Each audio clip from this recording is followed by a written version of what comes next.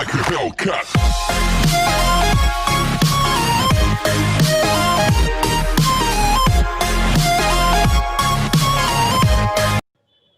चलो भाई, question first, miscellaneous exercise 10 का, write down a unit vector in X Y plane. X Y plane में होना चाहिए vector making an angle of 30 degree with the positive direction of X axis. तो अगर X Y plane में होगा तो आपका vector will be R cos theta I cap plus R sine theta J cap. ये आपका वेक्टर बन जाए where R is equals to magnitude. अब क्या बोला हुआ है हमें कि it is a unit vector. तो अगर ये यूनिट वेक्टर है तो magnitude will be 1, that means R का वैल्यू 1 बन जाएगा and theta is equal to आपको दिया हुआ है 30 डिग्री। वैल्यू प्लग इन कर दो तो यहाँ पे cos 30 degree plus cos 30 degree I cap plus sine 30 degree J cap.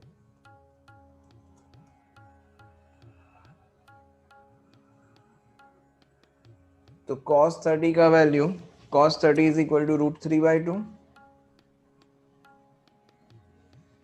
and sin 30 is equal to 1/2, like this. Question number 3, a girl walks 4 kilometers towards west, then she walked 3 kilometers in a direction 30 kilometers east of north and stop. Okay, and determine the girl's displacement from her initial point to the departure. तो first of all 4 kilometre west में जा रही है girl, तो west direction, simple सा west direction आपको बोला हुआ है, आपको ऐसा कुछ भी नहीं बोला हुआ है कि कौन सा एंगल पे जा रही है, क्या कर रही है। तो सिंपल हम लोग क्या समझेंगे यहाँ पे, ये आपका साउथ नॉर्थ ईस्ट वेस्ट, तो ये वेस्ट डायरेक्शन, ये ईस्ट, ये नॉर्थ एंड ये साउथ डायरेक्शन। तो she walks 4 kilometre towards the west direction. तो यहां से यहां पे जा रही है वो 4 किलोमीटर। ये ओ ले लो, देन यहाँ पे कहीं पे भी ए ले लो, let's say this is equals to a. Okay, तो ये ए, तो ये ओ ए वेक्टर जो है वो क्या बनेगा आपके पास, तो ओ ए वेक्टर इज इक्वल्स टू आपका -4 आई कैप, क्योंकि वेस्ट डायरेक्शन ये नेगेटिव एक्स एक्सिस है ना। अब ये नेगेटिव एक्स एक्सिस पे खड़े रह के वो जा रही है 30 डिग्री ईस्ट ऑफ नॉर्थ, मतलब 30 डिग्री ईस्ट ऑफ नॉर्थ। मान लो कि ये ए पॉइंट पे पहुंची वो ईस्ट ऑफ नॉर्थ, मतलब 30 डिग्री इस डायरेक्शन में, in this direction 30 degree. Okay, तो ये जो 30 डिग्री आपका बनेगा वो यहां पे बनेगा।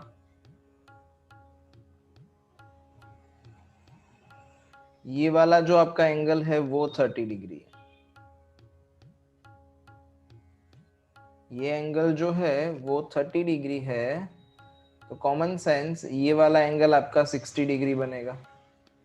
ओके, एंड अभी हमने देखा, मान लो कि यहाँ पे कोई पॉइंट बी पे पहुंच रही है वो, तो ये जो ए बी है, यहाँ पे प्रीवियस हमने करा कि A B vector X Y plane का है, तो क्या हो जाएगा, R cos theta I cap plus R sine theta J cap.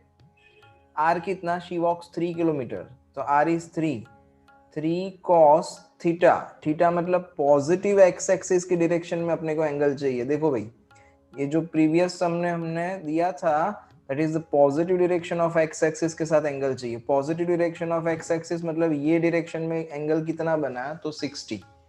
तो theta will be 60 instead of 30। ध्यान रखना 30 डिग्री एंगल कहाँ पे, तो वो नॉर्थ ऑफ ईस्ट डायरेक्शन में 30 डिग्री एंगल बना रहा है।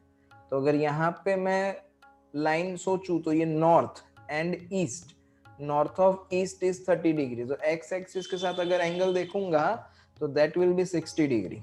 तो 3 cos 60 degree I cap plus 3 sin 60 degree J cap, like this. तो cos 60 इज 1/2, तो ये क्या बन जाएगा 3/2 आई कैप प्लस साइन 60 कितना √3/2, तो ये 3√3/2 j cap, like this. Okay, अब हमें क्या ढूंढना है कि उसने कितना ट्रैवल करा from her initial point two departure. तो उसका पाथ कौन सा हुआ, देखो यहाँ पे ओ से लेके शी स्टार्ट्स फ्रॉम ओ से ए पे गई, ए से बी पे गई, मुझे रिजल्टेंट उसका ढूंढना है। तो क्या करना पड़ेगा, सिंपल, इन दोनों को ऐड कर दो, ओ ए प्लस ए बी, तो हमें जो मिलेगा वो रिजल्टेंट मिल जाएगा कि कितना डिस्प्लेसमेंट हुआ उसका, है ना। तो her displacement will be OB जितना डिस्प्लेसमेंट होगा उसका, and OB vector is equals to OA vector plus AB vector. तो इन दोनों को ऐड करो तो आई कैप में खाली ऐड होगा तो -4 + 3/2 आई कैप प्लस 3√3/2 जे कैप। तो यहाँ पे एलसीएम लेके सॉल्व करते हैं तो 2 4 जा -8 + 5, तो -5/2 i cap plus 3√3/2 j cap, like this. Okay, this is the answer. To show that the points are collinear and find the ratio in which B divides AC. B divides AC चाहिए आपको, तो B कौन से ratio में divide करेगा ऐसा हमें find out करना है। एंड फर्स्ट ऑफ ऑल ये जो पॉइंट्स है दे आर कोलिनियर पॉइंट, ऐसा प्रूव करना है।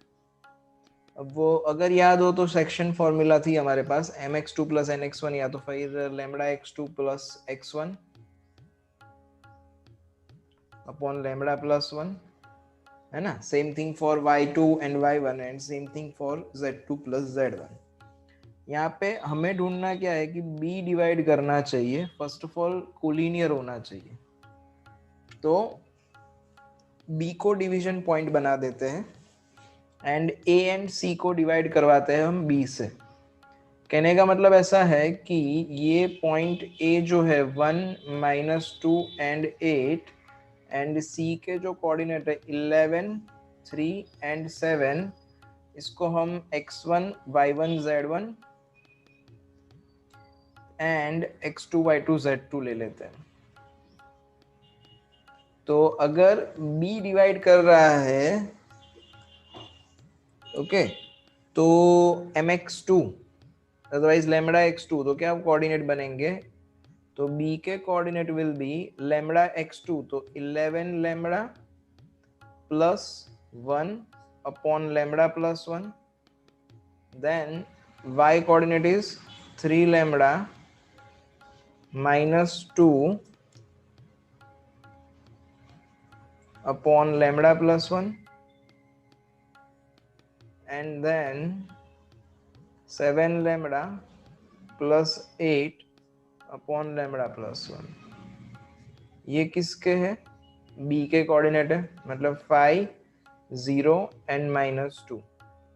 तो इन सभी वैल्यूज कंपेयर करके हम लैम्बडा की वैल्यू फाइंड आउट करेंगे। अगर ये कोलिनियर है ऐसा प्रूव होगा कब होगा, जब तीनों में लैम्बडा का वैल्यू सेम आए, क्योंकि ये बात हो रही है कोलिनियर पॉइंट्स की, मतलब the points are on a same line.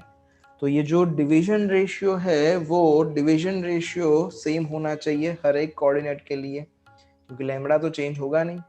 तो जस्ट सिंपल कंपेयर कर दो 11 lambda plus 1 upon λ+1 is equal to 5।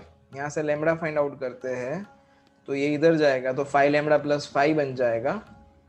तो सिंप्लीफाई करो, 11 lambda minus 5 lambda is equal to 5 minus 1.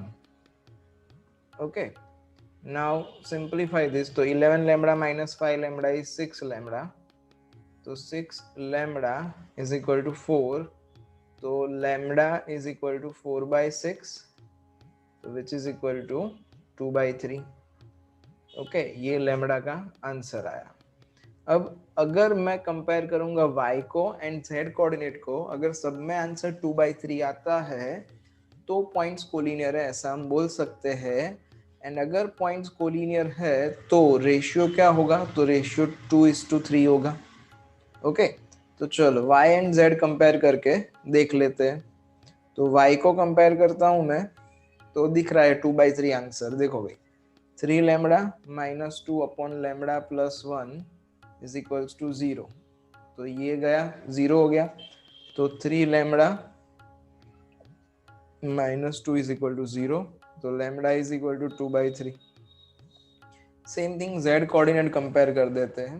तो 7 lambda plus 8 upon lambda plus 1 is equal to minus 2। तो 7 lambda plus 8 is equal to minus 2 lambda minus 2। Now simplify this. तो ये minus 2 lambda इस side पे, तो 9 lambda बन जाएगा। 8 इस साइड पे, तो माइनस 10 बन जाएगा।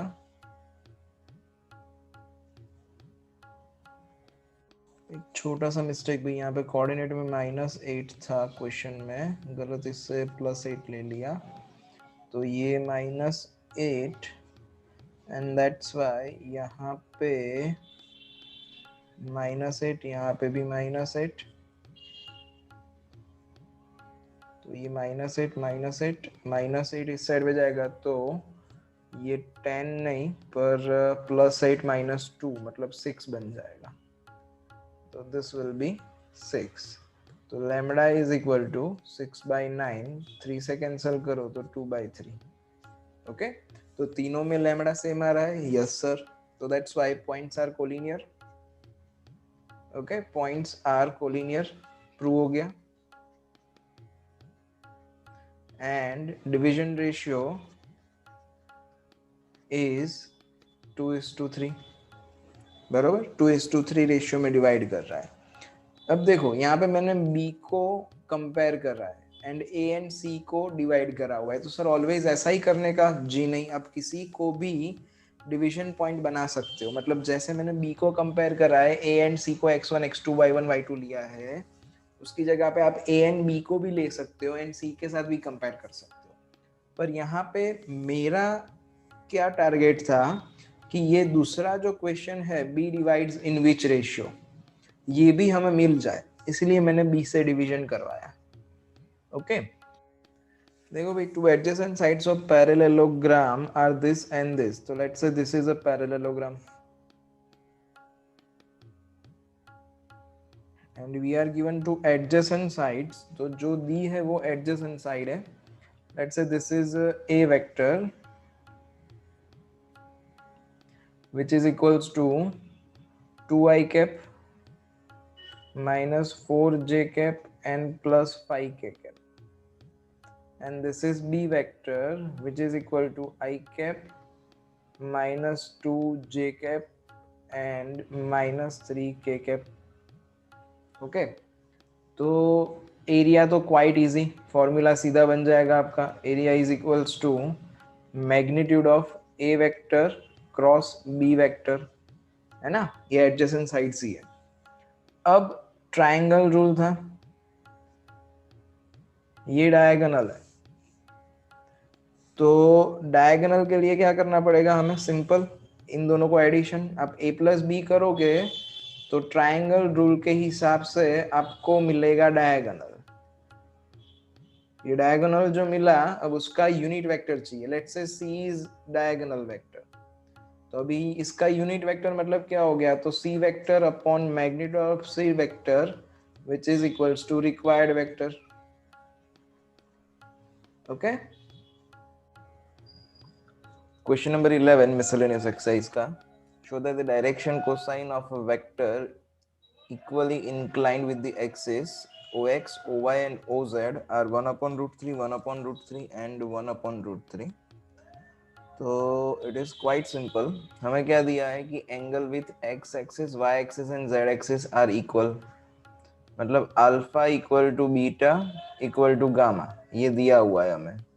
अगर alpha equal to beta equal to gamma है तो we can say that cos alpha is equal to cos beta is equal to cos gamma. And if cos alpha equal to cos beta equal to cos gamma है तो we had the result cos square alpha plus cos square beta plus cos square gamma is equal to 1 होता है ना. अब यहाँ पे हमारे पास क्या है कि भी cos square alpha is equal to cos square beta is equal to cos square gamma, तो ये सब की जगह पे cos square alpha लिख देते हैं. इन शॉर्ट cos बीटा की जगह पे भी cos alpha and cos gamma की जगह पे भी cos alpha. तो ये क्या बन जाएगा आपके पास 3 cos square alpha is equal to 1. तो therefore cos square alpha is equal to 1 by 3. तो we have cos alpha is equal to 1 by root 3. Okay. OX बोला है मतलब पॉजिटिव एक्स एक्सिस के साथ हमें ढूंढना है. तो यहाँ पे ये बना आपका plus 1 upon root 3 which is equal to cos beta which is equal to cos gamma. अब डायरेक्शन कोसाइन मतलब क्या होता है, तो डायरेक्शन कोसाइन मतलब cos alpha cos beta and cos gamma. तो देयरफॉर डायरेक्शन कोसाइंस क्या हो जाएंगे, तो 1 upon root 3 1 upon root 3 1 upon root 3 will be the direction cosines. Answer. Question number 12, let A vector is equal to I cap plus 4j cap plus 2k cap, B vector is equal to 3I cap minus 2j cap plus 7k cap, and C vector is equal to 2I cap minus j cap plus 4k cap vector. Find small a जो find a vector D which is perpendicular to both A vector and B vector. Further, C vector dot D vector is equals to 0. Okay. तो हमें ऐसा कोई नया vector D चाहिए, चौथा vector which is perpendicular to both A and B, मतलब A and B दोनों के साथ perpendicular है. Furthermore, C dot D जो है वो 15 होना चाहिए. Okay. तो let's think about that. Consider कर लेते हैं. यहाँ पे ए वेक्टर आपको दिया है, A vector is equals to 1 4 2 अगर कोऑर्डिनेट फॉर्म में लिखूँ तो. B vector is equals to 3 minus 2 and 7. C vector is equals to 2 minus 1 and 4. Let me consider D vector जो है वो हम ले लेते हैं एक्स वाई जेड. ओके. अब दिया क्या है हमें, it is perpendicular to a vector and b vector. तो a vector is perpendicular to d vector and b vector is also perpendicular to d vector. तो यहाँ पे क्या हो जाएगा, a dot D is equals to 0 हो जाएगा. तो ए डॉट डी करेंगे तो हमें एक इक्वेशन मिलेगा 1 4 2 का डॉट प्रोडक्ट किसके साथ, एक्स वाई जेड के साथ. तो it is X plus 4y plus 2z is equals to 0. ये a डॉट डी 0. क्यों a dot D 0? Because a is perpendicular to d. Next is b is perpendicular to d. तो क्या होगा कि b vector का dot product d vector के साथ ये भी 0 ही होने वाला है. तो इसके ऊपर से हमें एक दूसरा एक इक्वेशन मिलेगा, है ना. तो b dot D, b and d का dot product is 3x minus 2y plus 7z. तो 3x minus 2y plus 7z is equals to 0. ये आपका equation number 1. This is your equation number 2. Okay. And further एक तीसरा equation यहाँ से मिलेगा, c dot D is equal to 15 दिया हुआ है. तो सी एंड डी का डॉट प्रोडक्ट ले लेते हैं। तो C dot D is equals to 15, ये दिया हुआ है। हमें करना क्या है, हमें डी वेक्टर फाइंड आउट करना है which is equals to X Y Z हमने कंसीडर करा है।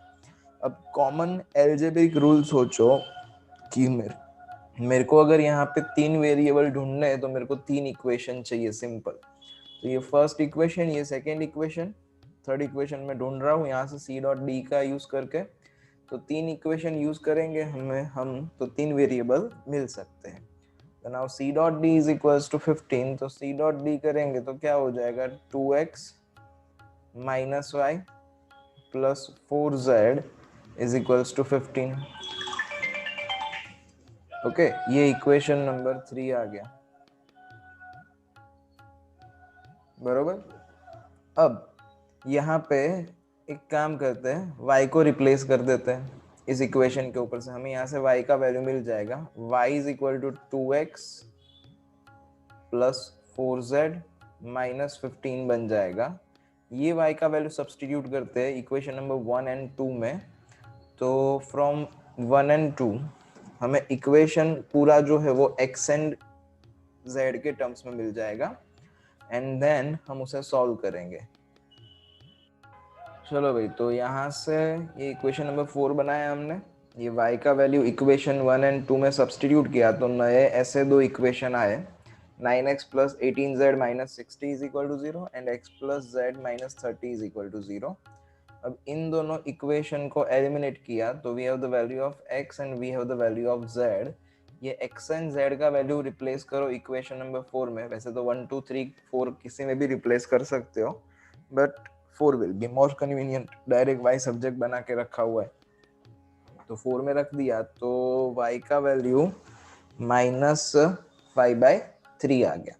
अब हमें ढूंढना क्या था, d वेक्टर। तो d वेक्टर क्या होगा, एक्स वाई जेड, तो इट इज 160/3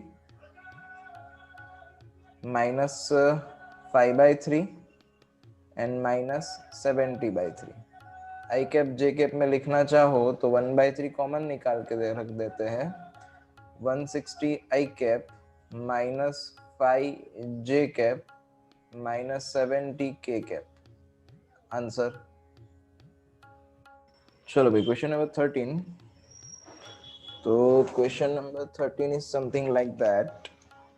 दिया क्या अपने को, the scalar product of vector I cap plus J cap plus K cap with a vector along the sum of the vector this and this is equal to 1, then find the value of lambda। okay, चलो पहले थोड़ा properly लिख लेते हैं। मान लो कि ये आपका x वेक्टर है, x vector is equals to I cap plus J cap plus K cap, मतलब 1 1 1 हुआ। ओके, इसको a वेक्टर ले लेते हैं। a vector is equals to 2 4 minus 5 and इसको नेक्स्ट वाले को b वेक्टर ले लेते हैं। b vector is lambda 2 and 3 like this। the scalar product of vector I cap plus j cap plus k cap with a unit vector along the sum, मतलब इन दोनों के summation का हमें यूनिट वेक्टर निकालना है और उसका स्केलर प्रोडक्ट इसके साथ, and that scalar product is equals to 1 दिया हुआ है। ओके, मतलब देखो x वेक्टर का स्केलर प्रोडक्ट मतलब डॉट प्रोडक्ट किसके साथ, यूनिट वेक्टर के साथ। किसका यूनिट वेक्टर, तो इसके समेशन का, मतलब a vector plus b vector upon magnitude of a vector plus b vector which is equals to 1, ये दिया हुआ है। ओके, अब ये सिंप्लीफाई करके हमें लैम्बडा फाइंड करना है, बरोबर। तो वैल्यू रिप्लेस कर देते हैं यहाँ पे, a vector plus b vector. Let's find out the a vector plus b vector. तो a vector plus b vector is equals to, इन दोनों का addition, it is equal to 2 plus lambda, 4 plus 2 is 6 and minus 5 plus 3 is minus 2। ओके, तो इसका magnitude निकालते हैं अपने, तो it is mod A vector plus B vector is equal to root of 2 plus lambda का स्क्वायर प्लस 6 का square, 6 का स्क्वायर इज 36, तो प्लस 36 एंड प्लस माइनस 2 का square is 4. Now simplify this. ये ब्रैकेट फिलहाल एक्सपांड नहीं करते, जरूरत पड़ी तो एक्सपांड करेंगे, फिलहाल हम ऐसा ही रहने देते हैं. 2 प्लस लैम्बडा का whole square and plus 40. Okay, now substitute the values. तो x vector is 1 1 1, a plus b vector is 2 plus lambda 6 and minus 2 upon magnitude of a plus b is equal to root of 2 plus lambda का whole square plus 40 is equals to 1, like this. okay, तो अब इसको simplify किया जाए. ये root वाला term इस side पे ले लेते हैं और यहाँ पे डॉट प्रोडक्ट करते हैं इन दोनों का. तो डॉट प्रोडक्ट करोगे तो क्या बचेगा आपके पास, 2 plus lambda plus 6 minus 2 is equal to root of 2 plus lambda का whole square and plus 40, like this. तो यहाँ पे प्लस 2 माइनस 2 कैंसल, बचा गया आपके पास lambda plus 6 is equal to root of 2 plus lambda का whole square plus 40. Now squaring on both side and simplify करते हैं. तो यहाँ पे रहेगा आपके पास लैम्बडा प्लस 6 का whole square which is equals to, यहाँ पे स्क्वायर करोगे तो 2 प्लस लैम्बडा का whole square plus 40. Okay, now expand this. तो ये lambda square plus 12 lambda plus 36 is equal to lambda square plus 4 lambda plus 4 plus 40. okay, now lambda square cancel, 4 lambda and 12 lambda, 4 lambda इस side पे आ जाएगा तो 8 lambda रहेगा, 44 minus 36, 36 इस side पे ले जाते हैं तो 8. that's why lambda is equals to 1, which is answer. Upload करसा ना. चलो भाई, question number 15 is that prove that a vector plus b vector dot a vector plus b vector is equals to mod a square mod b square if and only if a and b are perpendicular, given that a vector is not equal to 0 vector, further b vector is also not equal to 0 vector. तो हमें दिया क्या है कि a vector plus b vector dot a vector plus b vector is equals to mod a vector का square plus mod b vector का square. now we are given that if and only if मतलब double implies. तो अब यहाँ पे therefore की sign जो हम करते हैं ना, उसकी जगह पे हम डबल इम्प्लाइज का साइन करेंगे. डबल इम्प्लाइज मतलब if this then this, if ये है तो ये भी है, and if this then this, that is called double implies. okay, तो यहाँ पे डबल इम्प्लीकेशन का साइन कर देते हैं क्योंकि जब उल्टे स्टेप में जाएंगे तो ये प्रूव हो जाएगा. समझाता हूँ जो मैं बोल रहा हूँ. पहले यहाँ पे इसको एक्सपांड किया जाए तो a dot A that will be mod A square plus a dot B and b dot A, तो क्या बन जाएगा 2a डॉट b बन जाएगा plus b dot b that will be mod b square, like this, which is equals to mod a square plus mod B का square.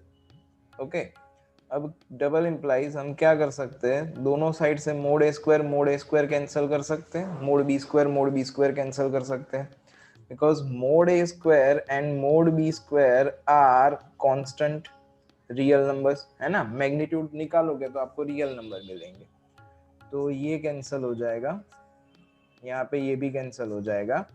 तो आपके पास बचेगा क्या, तो 2a vector dot b vector is equals to 0 बचेगा. ध्यान रखना 0 लिखना है क्योंकि ये डॉट प्रोडक्ट बचा आपके पास, है ना. and dot product is a scalar product. तो अगर 2a vector dot b vector is equals to 0 तो a vector dot b vector is equals to 0 लिख सकते हो.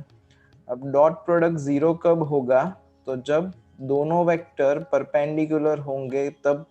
क्यों सर? दो में से एक 0 होगा तो भी 0 होगा, but we are given that ये दो में से कोई भी एक भी वेक्टर 0 वेक्टर नहीं है. तो दैट्स व्हाई सेकंड केस क्या बचा कि दे आर परपेंडिकुलर. अब डबल इम्प्लीकेशन का मीनिंग क्या हुआ कि मैं नीचे से अगर ये स्टार्ट करूंगा तो प्रूव होना चाहिए. मतलब अगर मैं ये कंसीडर करता हूँ कि a and b are perpendicular तो मैं क्या बोल सकता हूँ? a dot B is equal to 0 बोल सकता हूँ. अगर a डॉट बी 0 बोल सकता हूँ तो मैं 2 इंटू a डॉट बी भी 0 बोल सकता हूँ. अब adding a square plus b square का मैग्नीट्यूड ऑन बोथ साइड तो मेरा ये ऊपर वाला टर्म बन जाएगा एंड इसकी जगह पे मैं ये लिख सकता हूँ, है ना. तो दैट्स व्हाई यहाँ पे देयरफॉर की साइन की जगह पे सिंपल आपको डबल इम्प्लीकेशन का साइन करना है क्योंकि इफ एंड ओनली इफ बोला हुआ है. चलो भाई, question number 17 is that let a vector and b vector two unit vectors and theta is the angle between them, then a vector plus b vector is a unit vector if a vector plus b vector जो है वो unit vector होना चाहिए. if theta मतलब क्या? Angle between a vector and b vector. तो अगर मेरे पास ऐसा है कि a vector plus b vector unit vector होना चाहिए तो इसका मैग्नीट्यूड क्या होना चाहिए? 1 होना चाहिए. ओके अब हमें पता है कि इसका कुछ नहीं हो सकता. That's why squaring on both side कर देते हैं कि a vector plus b vector का whole square is equals to a vector plus b vector के मैग्नीट्यूड का स्क्वायर इज इक्वल टू 1 का square is 1.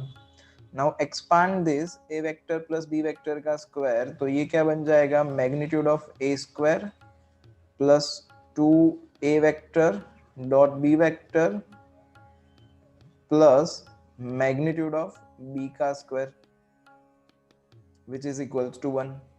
We are given that a vector and b vector are two unit vector. अगर a vector and b vector are two unit vector है तो magnitude of a vector is equal to magnitude of b vector is equals to 1 हो जाएगा.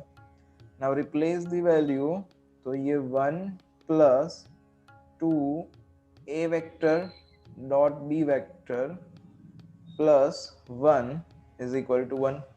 तो ये 1 1 cancel. यहाँ से a dot B को हम सब्जेक्ट बना देते हैं तो a डॉट बी का आंसर आया आपके पास -1/2.